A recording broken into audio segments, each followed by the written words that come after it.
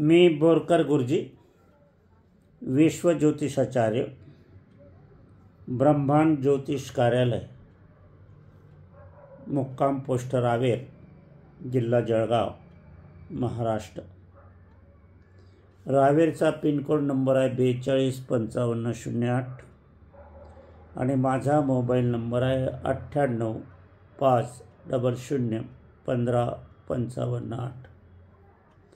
हाच mobile number आहे, हाच व्हॉट्सअप नंबर आहे।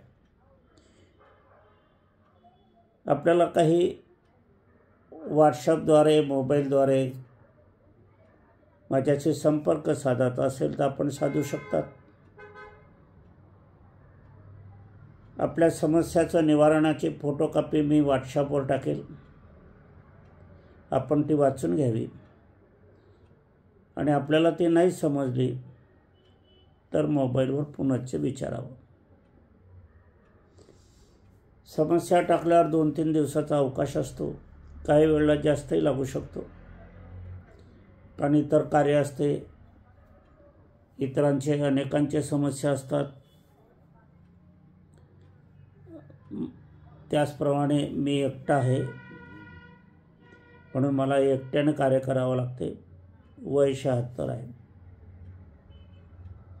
पत्नीचं निधन होऊन 15 महिने पूर्ण झालेले आहे। आजच्या कार्याला सुरुवात करण्यापूर्वी माझी पत्नी स्वर्गीय सौ निर्मलाबाई बोरकर यांना अभिवादन करूया आणि आजच्या कार्याला सुरुवात करूया। आजच्या कार्याचा विषय हा आज जी घटना घडली त्यावर आधारित आहे। काल माझ्याकडे एक व्यक्ती आली होती।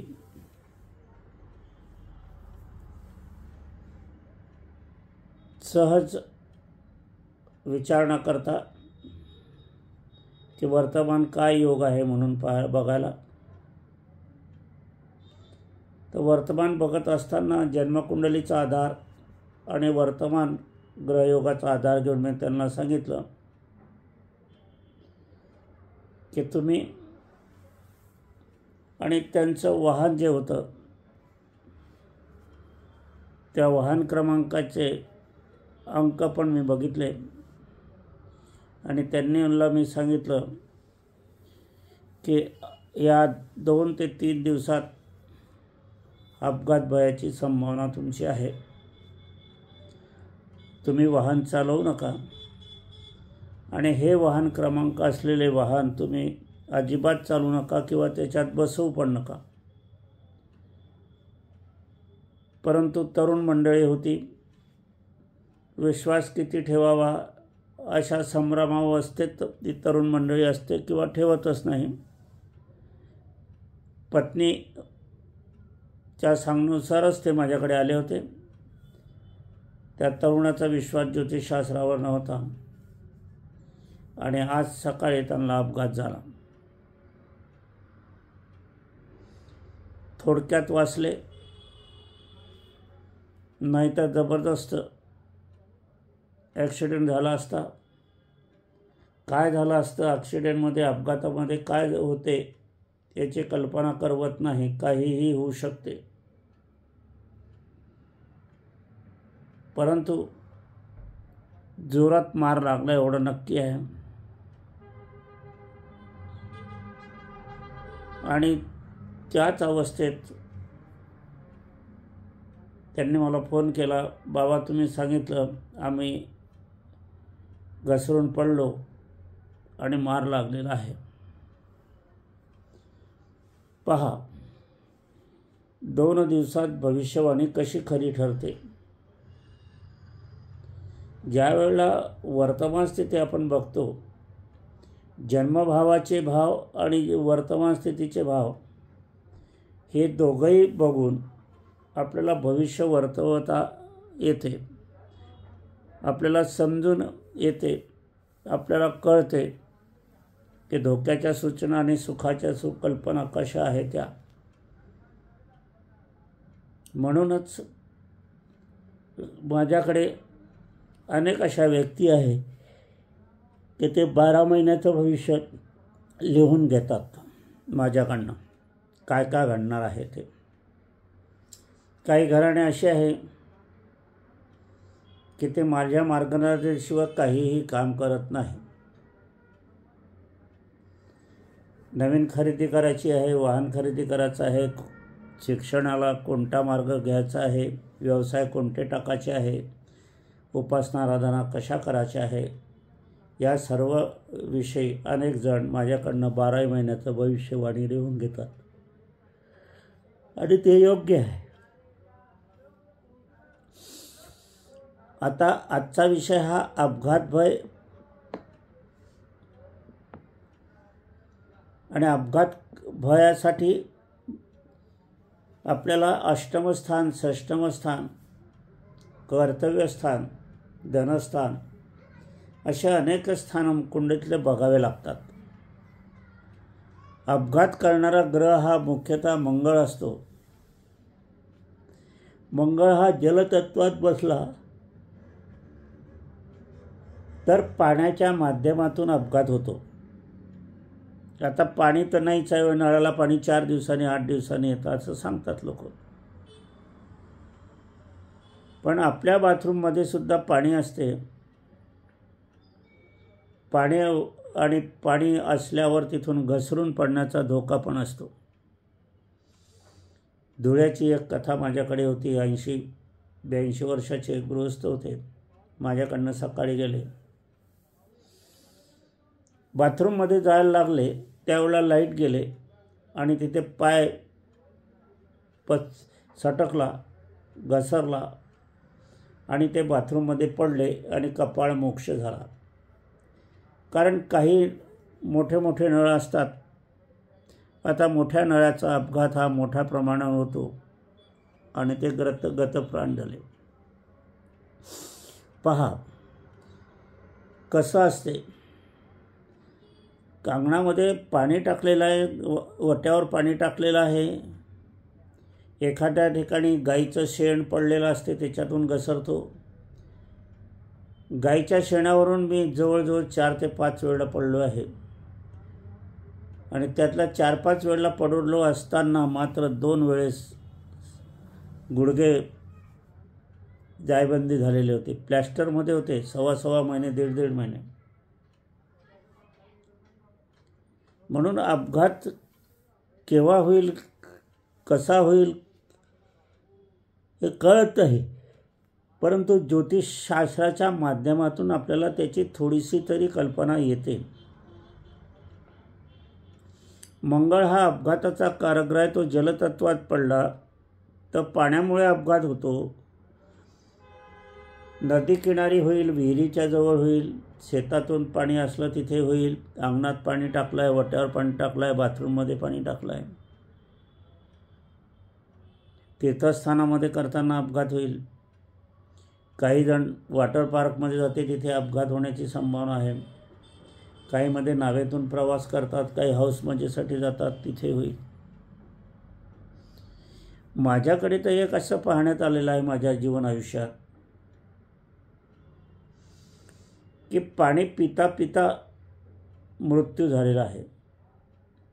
तर ते पाणी श्वासनलिकेत गेलं आणि श्वासनलिकामध्ये गेलं असताना गुदमरून मनुष्याचा प्राण गेला.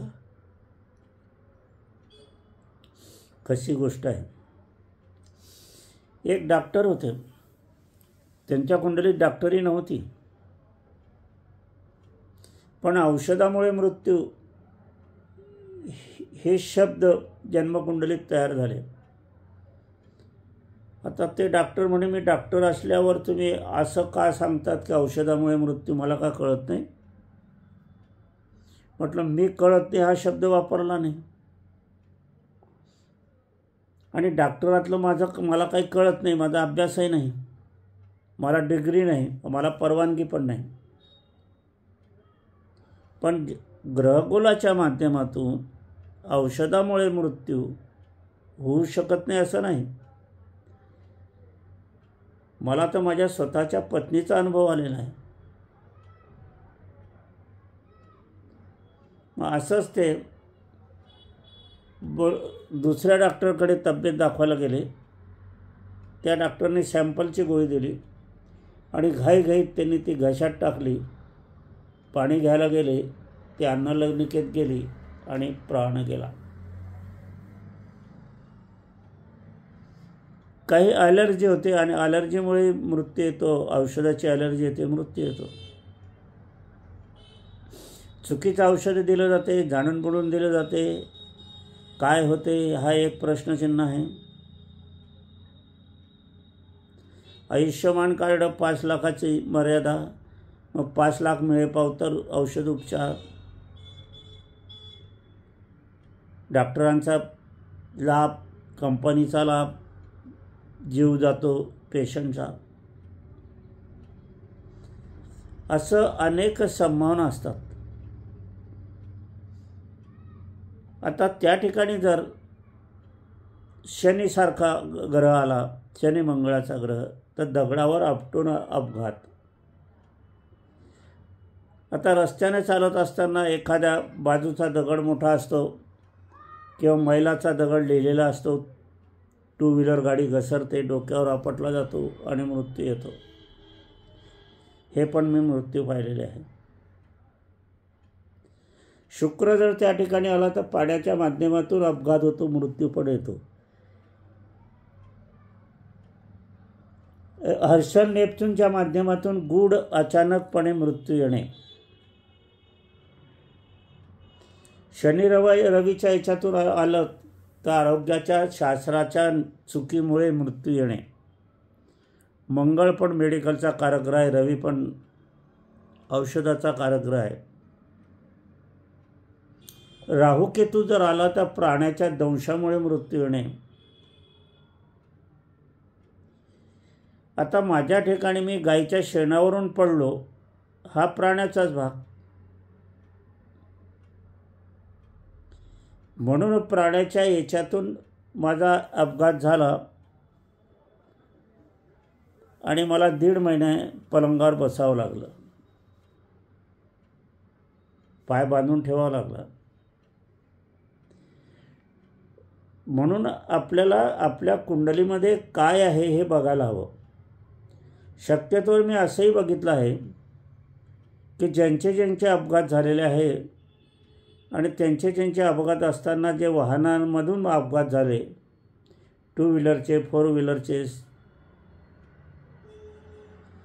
ते स्वतः चालवत असले, दुसरे चालवत असले किंवा पायी चालत असताना ज्या वाहनाने त्यांना धडकी दिली त्यांचे वाहन क्रमांक पाहिले असताना काही अपघातग्रस्ताचे क्रमांक असतात, काही मृत्यूकारक क्रमांक असतात. या अपघाताच्या कुंडलीमध्ये 2 अंक निघतात. 2 अंक कसे निघतात? 2 आणि 4, 3 हा निघत नाही. 5 आणि 7, 6 निघत नाही. 10 आणि 12, 11 निघत नाही. तर असे जे अंक असतात ते वाहन क्रमांकात मुळीच नको. म्हणजे 2 अंक घातक असतात. हे 2 अंक घातक असत असताना या 2 अंक सोडून बाकीचे अंक तुम्ही घ्या.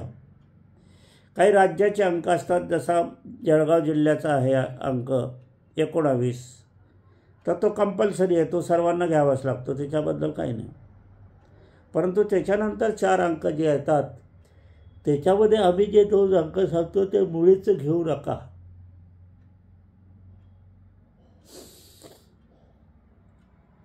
कारण हे अपघात भयाची संभावना असते. त्यानंतर मग अजून कोणते अंक घ्यावे? मग अजून आम्ही 2 अंक देतो, ते भाग्यांक असतात.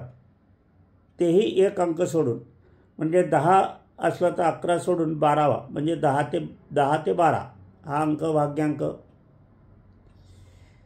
4 ते 6 हा भाग्यांक मधला नाही. 1 ते 3 भाग्यांक मधला 2 नाही. मग हे आपल्या वाहन क्रमांकात घ्यावे. आणि अपघात भयाचे जे अंक असतील तर त्याच्यात शक्यतोवर बसू नये किंवा असं वाहन खरेदी करू नये. त्याचप्रमाणे वाहनाचा रंगसुद्धा आपण ज्योतिषशास्त्राप्रमाणे ठरवला पाहिजे. आणि ज्या वेळेला तुम्ही वाहन आणतात त्या दिवशी कोणत्या दिवशी वाहन आणावं आणि कोणत्या दिशेकडून आणावं हे पण लक्षात घ्या. म्हणजे वाहनाचा रंग, वाहन कोणत्या दिवशी खरेदी करावं, वाहन कोणत्या दिवशी दिशेकडून आणावं, वाहन क्रमांकात कोणते अंक असावे, वाहन क्रमांकात कोणते नसावे हे पण बघायला पाहिजे. म्हणजे आपल्याला संरक्षण आपण आपल्यासाठी करतो आहे हे लक्षात घ्या. हे हसण्यावारी गंमत नाही आहे किंवा अंधश्रद्धावादी नाही आहे. ज्यांना शोधन करायचं आहे त्यांनी शोधन करून बघावं की जिथे जिथे अपघात झालेला आहे आणि त्या अपघातात कोणत्या वाहनामुळे झाला आणि त्याचे वाहन क्रमांक कोणते होते, रंग कोणता होता, वार कोणता होता, दिशा कोणती होती, तिथी कोणती होती, योग कोणते होते, ते जन्मकुंडलीच्या भावनेतच बसत होते का ना बसत होते हे बघायला हवं. शोधन करावं, चांगली गोष्ट आहे. त्याचप्रमाणे मंगळ जर नीचेचा असला आणि षष्टम स्थानाचा स्वामी जर असला तर तो मारकच होतो. माझ्या पत्नीचं निधन झालं तर त्यांचं नाव कन्या राशीचं होतं, पण माझ्या याच्यामध्ये वृषभ रास निघत होती आणि मी शोध घेतला तर त्या वृषभ रासच निघाली, शत्रूची. म्हणजे आपल्याला जन्मकुंडलीच्या माध्यमातून अधिकाधिक आपल्याला मार्गदर्शन होते आणि आपलं संरक्षण आपण करतो. त्याचप्रमाणे काही शत्रुवार असतात, काही मित्रवार असतात, काही भाग्यवार असतात, हे पण बघायला हवं. आपण कोणतं काम कोणत्या वारी करायला पाहिजे. शक्यतर पुष्कळ जणं काय करतात, सोमवाराचं व्रत करतात, उपवास करतात, गुरुवार करतात. पण सोमवारचं व्रत करत असताना जर बघायला गेले तर ते कुंभ राशीला, मकर राशीला त्याज्य आहे, मिथुन राशीला, कन्या राशीला त्याज्य आहे. मग सिंह राशीच्या लोकांनी जर शनिवार केला तर तो त्याज्य आहे, किंवा मकर राशी आणि कुंभ राशींनी जर मंगळवार केला तो त्याज्य आहे. म्हणजे शत्रूला बळकट करण्यासारखं होईल, ते मदत केल्यासारखं होईल. म्हणजे व्रत वैकल्य करतानाही, कुठला वाराचा करत असतानाही एकादशीला हा नियम लागू नाही. सणवार येतात, हरतालिका येतात, त्याला हा लागू नाही. मंगळागौरीचे उपवास असतात त्याला नाही. अजून काही अमावस्याचे काही व्रत करतात, चतुर्थी करतात, विनायक चतुर्थी करतात, संकट चतुर्थी करतात, एकादशी करतात, त्यांना हे नियम लागू नाही. मात्र एकादशी मग कुठल्याही वारी असली तरी ते केली पाहिजे आणि करायला पाहिजे, ज्यांचे नियम आहे त्यांनी. तर अपघात भय होत असताना किंवा दुखापत होत असताना शुभ अशुभाचं वर्तमान आपण बघून जर घेतलं, कार्य केलं, तर आपण शक्यतोवर आपले प्राण वाचू शकतो, आपण संरक्षण करू शकतो आणि आपला जीवन प्रवास सुखाचा होतो. अपघात भयाची कारणं जशी असतात तशी आरोग्य भयाची कारणं आपल्याला असतात. तर आरोग्याच्या भयाच्या ठिकाणी पण आपण जरा सावध राहायलाच आता वेळ आलेली आहे. ज्योतिषशास्त्राच्या माध्यमातून ते पण समजून घ्यायला पाहिजे. यासाठी प्रत्येकाने जन्मकुंडली काढूनच घेतली पाहिजे. आपलं जीवन आयुष्यात कसं चालेल, पुढे काय होईल हे जर बघायचं असेल तर जन्मकुंडली हे आवश्यक आहे. वाडवडिलांची कुंडली पण काढून घ्या, जिवंत असले तरी आणि निधन स्वर्गवासी झाले असले तरी. कारण एखादा रोग अनुवंशिक असतो, तो आईच्या घराण्यातून आला आहे का वडिलाच्या घराण्यातून आला हे बघायला हवं. तर आपल्याला जन्मकुंडलीच्या माध्यमातून जन्मकुंडली ही कॅम्प्युटरची नसावी, जन्माक्षर जन्मांक असलेली नसावी, जानकर ज्योतिषाकडूनच करून घेतलेली असावी. असो, आजच्या कार्यक्रम आज इथेच थांबवूया. पुढच्या कार्याचा विषय नवीन बघूया. पुनश्च माझी पत्नी स्वर्गीय सौ निर्मलाबाई बोरकर यांना अभिवादन करूया आणि आजच्या कार्याचं समापन करूया.